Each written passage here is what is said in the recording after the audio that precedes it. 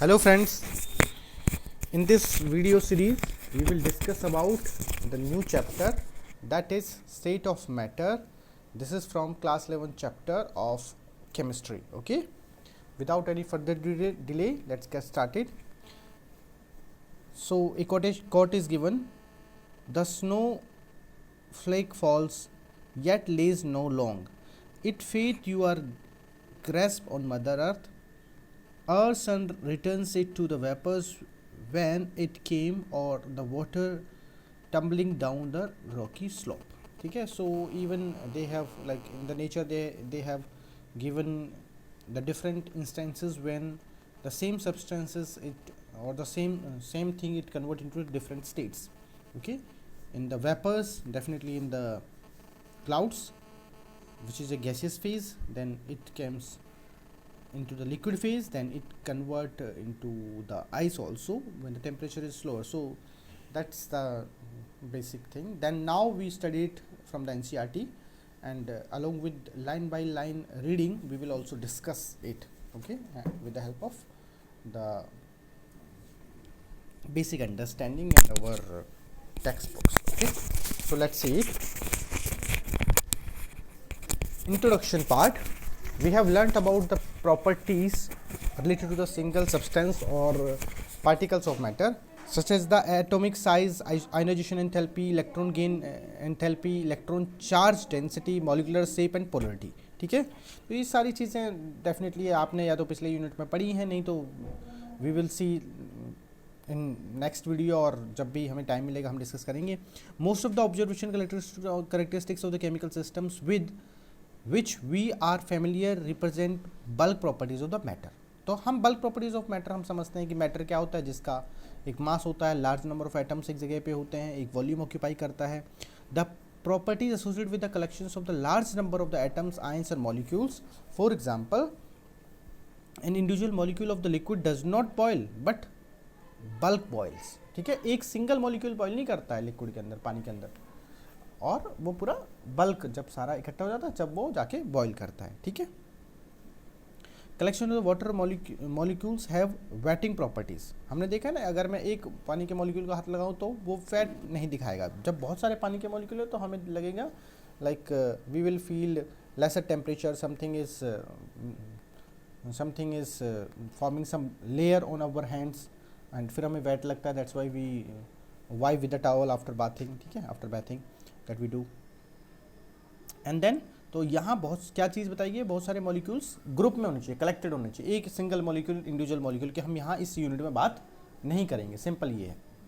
ठीक है, हम ना एटम की बात करेंगे, ना हम इलेक्ट्रॉन्स की बात करेंगे, हम मॉलिक्यूल्स की बात करेंगे इस यूनिट में, और जो हमेशा ग्रुप के अंदर रहेंगे. Water can exist as ice which is a solid. It can also exist as liquid which is we are drinking day in day out, or it can exist in the gaseous state or as the water vapors or the steam. Okay, the physical properties of the ice, water, steam are very different. ठीक है, तीनों physical state बहुत ज़्यादा different होती हैं. In all these three states of the water, chemical composition of water remains same, H2O. आप किसी भी कॉर्नर पे जाइए अर्थ पे, you go to any corner of the globe, wherever you find the water, you will find this formula. Water का formula, molecular formula water का क्या होता है, H2O होता है. चाहे वो किसी भी स्टेट में, चाहे वो लिक्विड है, सॉलिड है, गैस, डजेंट मैटर. ओके, तो ये हमें पता ही है. ठीक है, that we all are aware कि आप किसी भी फॉर्म में वाटर को देखो तो वाटर H2O ही रहेगा, और डिफरेंट फेजेस रहती है वाटर की. अब अगर हम बात करें characteristics of the three states of the water depend on the energies of molecule and on the matter in which the water molecule aggregates. ठीक है, किसके ऊपर डिपेंड करता है कि पानी लिक्विड रहेगा, या वाटर सॉलिड बर्फ़ बन जाएगा, या वाटर भाप बन जाएगा, स्टीम बन जाएगा. किसके ऊपर डिपेंड करता है, उनकी एनर्जीज़ कितनी है मॉलिक्यूल की. मॉलिक्यूल हमेशा H2O के ही हैं तीनों में, केमिकल और अंदर से आप देखोगे तो मॉलिक्यूल तीनों के अंदर H2O के अंदर H2O के ही हैं. बट एक जगह बर्फ़ है, एक जगह पे लिक्विड है, एक जगह पे गैस है. क्यों? उनके अंदर एनर्जी अलग है, तीनों मॉलिक्यूल्स की एनर्जी अलग है. सबसे ज़्यादा एनर्जी किस में रहेगी, गैस में.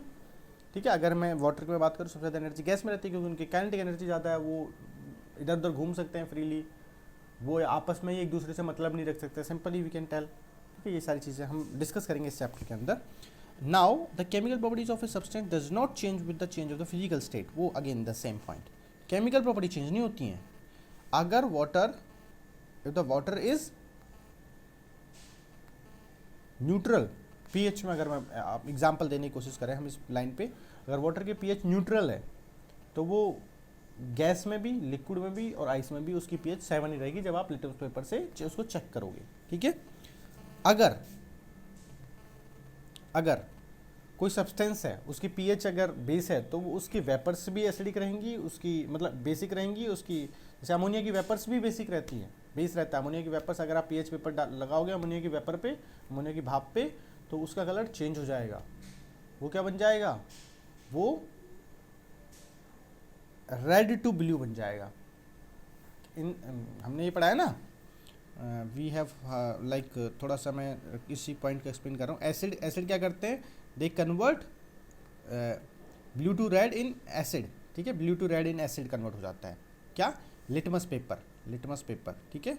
And that reverse when there is a base, तो रेड टू ब्लू हो जाएगा. अमोनिया की वेपर्स होंगी तो, और अमोनिया के लिक्विड के अंदर आप लिटमस पेपर टच कर दोगे तो वो भी उसी चीज़ दिखाएगा.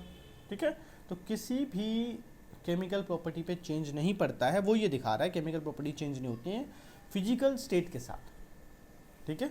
हाँ, केमिकल रिएक्शन की रेट ऊपर नीचे हो सकती है. Rate of the reaction can very. ठीक है. Rate of the reaction can very, कि रेट फास्ट हो सकती है, रेट कम हो सकती है, ये चीज़ चेंज हो सकती है, बट उसकी प्रॉपर्टी चेंज नहीं होती. ठीक है. Now next line, but the rate of the chemical reaction do not depend on the physical state. ठीक है. Rate of the chemical reaction do not, ये जो अभी मैं बता ही रहा था आपको, रेट चेंज हो सकती है, रेट फिजिकल स्टेट पे डिपेंड नहीं करती है. सॉरी, रेट फिजिकल स्टेट पे depend on the physical state. Rate physical state पे डिपेंड करती है. अगर सॉलिड है तो बहुत आराम से रिएक्शन करेगा. क्यों? क्योंकि उसके मॉलिक्यूल के पास एनर्जी नहीं है. अगर लिक्विड है तो वो तेजी से रिएक्शन करेगा. क्यों? उसके पास मॉलिक्यूल के पास एनर्जी है. गैस है तो सबसे फास्ट रेट से रिएक्ट करेगा. ठीक है. Now many times the calculations while dealing with the data of the experiment we require knowledge of the state of the matter. हमें क्यों state of matter की नॉलेज चाहिए? हम लिखते हैं ना, रिएक्शंस लिखते हैं तो हम कभी लिखते हैं उसके नीचे ब्रैकेट में कि it's a gas, it's a liquid, it's a solid, ऐसे हम लिखते हैं रिएक्शंस के नीचे. ये सब क्यों लिखते हैं ऐसे? ये सब इसलिए लिखते हैं क्योंकि हमें ये देखना है कि जो स्टेट ऑफ मैटर है वो, उसकी हमें अंडरस्टैंडिंग है, उसकी नॉलेज है, तो वो एक्सपेरिमेंट के रिजल्ट को चेंज करता है, उसकी कैलकुलेशन चेंज हो जाती है. ठीक है. इसलिए हम लिखते हैं. तो हमने क्या देखा कि डेटा, फिजिकल एक्सपेरिमेंट्स और डेटा चेंज होंगे और डिपेंड कर जाएगा स्टेट ऑफ मैटर क्या. Therefore it become necessary to a chemist to know the physical state. इसलिए हम सॉलिड, लिक्विड, गैस लिखते हैं. दोनों की रेट अलग हो सकती है, प्रॉपर्टीज अलग हो सकती हैं, रिएक्शन की कैलकुलेशन चेंज होती है. इसलिए हम एक, मतलब केमिस्ट को पता होना चाहिए कि क्या एक्चुअली में किस स्टेट में ये रिएजेंट और रिएक्टेंट रिएक्ट कर रहे हैं. ठीक है. उनकी फिजिकल स्टेट क्या है. Okay. Now we see the next. अब देखते हैं हम नेक्स्ट. इंट्रोडक्शन आज कवर कर लेंगे, then in the next video we will discuss about the next part, that is intermolecular forces. So last para of introduction. So the chemist should know the physical laws which govern the behavior of the matter in the different state. जो matter की behaviour को और different state में उसको बना के रखता है, वो उसको लॉ पढ़ने पड़ते हैं. In this unit we will learn more about these 3 physical states of the matter, particularly liquid and gas. ठीक है.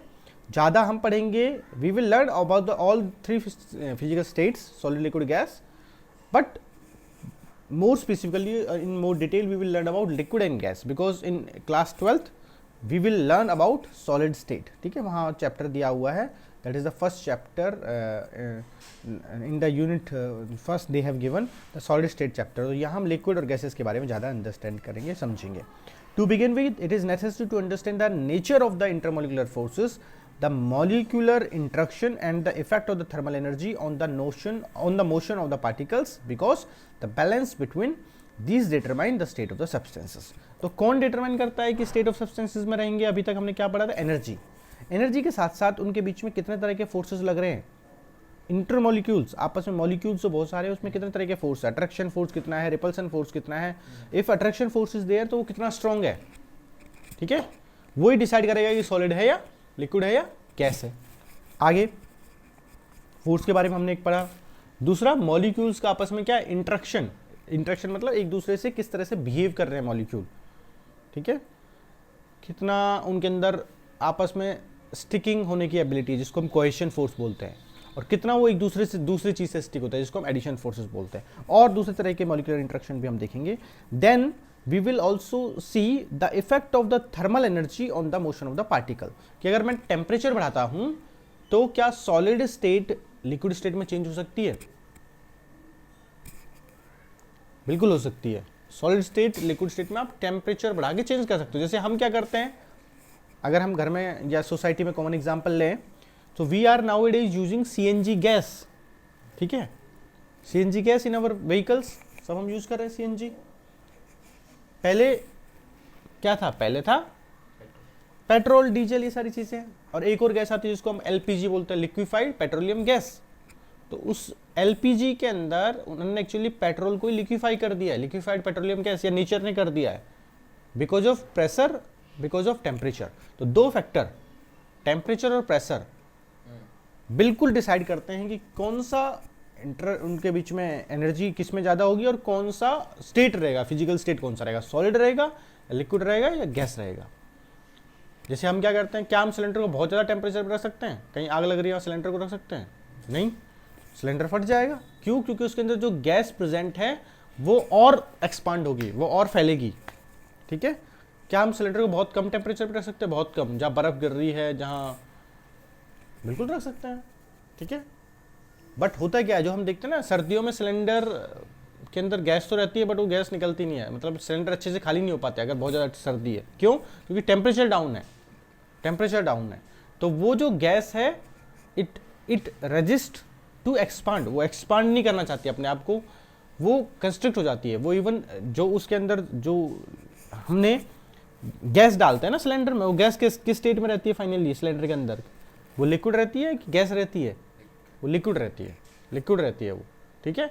इसलिए उसका नाम है एलपीजी, लिक्विफाइड पेट्रोलियम गैस। हमने प्रेशर बढ़ा के उसको सिलेंडर के अंदर बंद कर दिया है और वो सिलेंडर के अंदर लिक्विड है। फिर हम जब दोबारा से रेगुलेटर ऑन करते हैं घर में, या गाड़ी जब हम दोबारा से स्टार्ट करते हैं, तो दोबारा से जब वॉल्व ऑन होता है, then from the liquid it get convert into gas, ठीक है। From the liquid it get convert into gas. तो हम ये कहां से आया? इसी चैप्टर की अंडरस्टैंडिंग है ये, और कुछ नहीं है।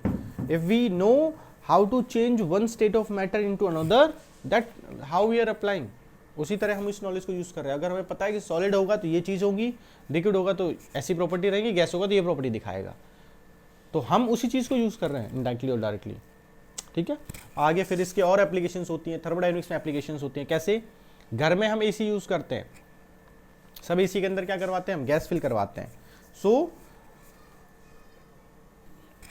सो we use in AC, we use AC gas आती है, सबको पता है एसी गैस आती है, ठीक है। तो हम क्या करते हैं, सिलेंडर के अंदर गैस को पैक कर देते हैं, बहुत एयर प्रेशर से सिलेंडर के अंदर गैस भर देते हैं। जो गैस भरने वाले आते हैं, एसी गैस हम गाड़ी में भरवाते हैं, घर में भरवाते हैं, घर के एसी में भरवाते हैं। तो अब ये किस में कन्वर्ट हो जाती है? ये गैस नहीं रहती, फिर ये फाइनली ये लिक्विड बन जाती है, ठीक है। अब हम क्या करते हैं, स्लोली स्लोली इस गैस को रिलीज करते हैं, स्लोली स्लोली इस गैस को रिलीज करते हैं, and then we release this gas, and then I hope you have seen there is a unit like this in refrigerator as well as in AC circulations। तो एक बहुत fine tube रहती है, fine copper की wiring की tubes रहती है, उसके अंदर ये गैस सर्कुलेट होती है। तो ये गैस, अब ये गैस एक्चुअली बहुत स्लो रेट पे सर्कुलेट होती है, और ये गैस धीरे धीरे किस में कन्वर्ट होती है? लिक्विड में, ठीक है। गैस किस में कन्वर्ट होती है? लिक्विड में।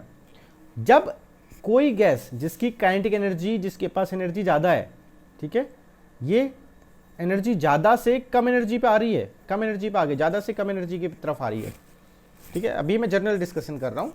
तो जब ये ज़्यादा से कम एनर्जी की तरफ आती है, तो एक्चुअली ये क्या करती है? टेम्परेचर को चेंज कर देती है, टेम्परेचर को चेंज कर देती है। तो जब ये कम एनर्जी की तरफ आई है ज़्यादा से, तो एनर्जी का चेंज होगा, एनर्जी का चेंज है, फिर ये एनर्जी कभी लॉस नहीं होती है। उसकी एनर्जी ज़्यादा थी, गैस थी, वो उसके पास काइनेटिक एनर्जी ज़्यादा थी, अब वो लिक्विड बन गई है तो उसके पास काइनेटिक एनर्जी कम हो गई है, ठीक है।